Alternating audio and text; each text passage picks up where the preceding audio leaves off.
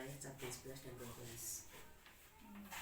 Ya, sebelumnya mohon maaf Ibu, izinkan saya mengambil video untuk wawancara kali ini. Saya ingin bertanya kepada Ibu kaitannya dengan motivasi belajar siswa.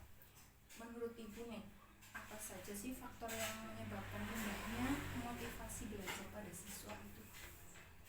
Ya, terima kasih. Kita lihat dulu objek yang akan kita hadapi adalah anak SMP. Anak SMP kebetulan Bu Nur pegang anak tunagrahita.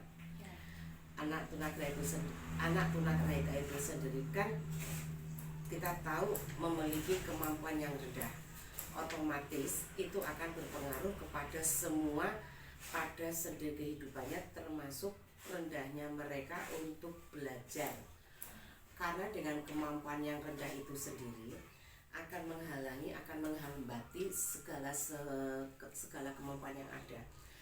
Tetapi dengan adanya hambatan intelektual yang mempengaruhi anak-anak kita, itu adalah salah satunya bagaimana kita memotivasi belajar itu banyak, tapi bisa kita rinci dengan cara memberikan pembelajaran yang menarik, materi sesuai dengan kebutuhannya, seperti yang kita katakan sekarang pada masa-masa IKM adalah pembelajaran berdiferensiasi, di mana pembelajaran yang mementingkan kebutuhan dan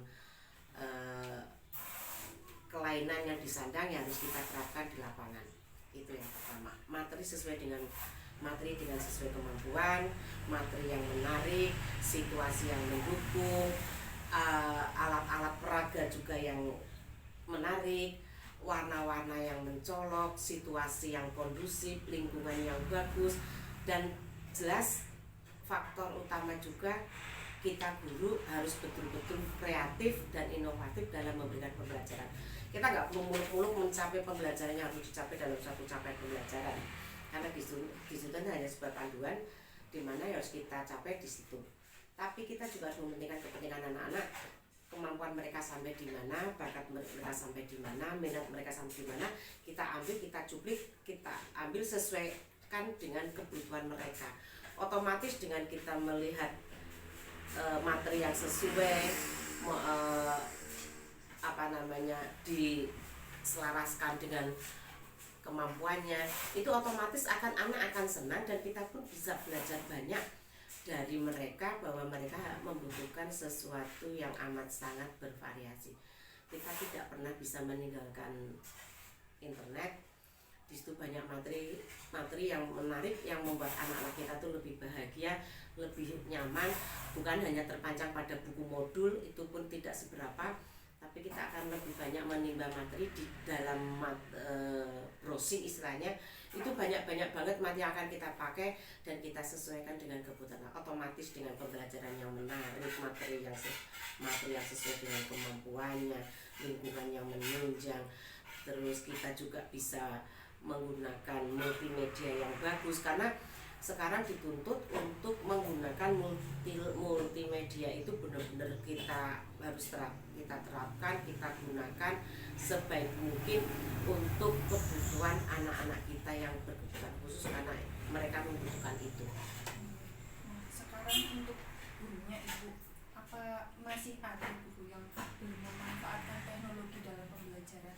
Kelihatannya banyak ya, sekarang banyak, apalagi kita yang terutama teman-teman kita yang sudah agak umur, itu memang agak kesulitan untuk multimedia. Tapi sekarang karena tuntutan pendidikan, paling tidak kita harus bisa membuka aplikasi yang dimana di dalamnya banyak versi materi. Apalagi sekarang kita dituntut untuk membuka platform Merdeka Mengajar, itu harus betul-betul dipakai, harus betul-betul dibuka, harus betul-betul dimanfaatkan, dan itu suka atau tidak memang kita harus tidak lepas dari multimedia. Kedepannya nanti mudah-mudahan kita semua teman-teman guru di lapangan betul-betul memanfaatkan fasilitas itu, aplikasi itu, karena di dalamnya banyak terisi materi-materi yang perlu kita terapkan. Tadi Ibu bilang katanya masih banyak yang memanfaatkan teknologi ya Bu dalam pembelajaran. Kira-kira apa sih yang menyebabkan guru tersebut itu tidak memanfaatkan teknologi dalam pembelajaran? Itu memang kenapa kita jarang memakai, mungkin karena kurang ketahuan mereka akan sebuah aplikasi, sosialisasi yang juga belum begitu betul-betul diterapkan. Karena itu tadi seperti saya katakan, contohnya tuh saat tadi platform Merdeka Mengajar itu harusnya sudah betul-betul dipakai, sudah betul-betul dibuka, dan sudah betul-betul diterapkan oleh teman-teman kita guru. Karena untuk wilayah kita sendiri Kabupaten Tegal masih merah. Ini juga tantangan buat kita yang di lapangan untuk mengajak teman-teman untuk membuka platform dan menanyakan apakah mereka juga sudah memiliki akun ID Belajar.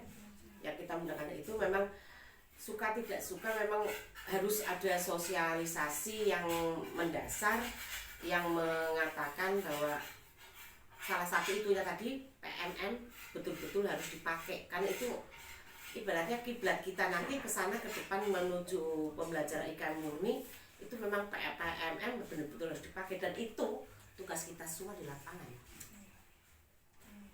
Baik Ibu, terima kasih atas informasinya yang sudah diberikan. Mohon maaf apabila saya banyak kekurangan dalam menanyakan.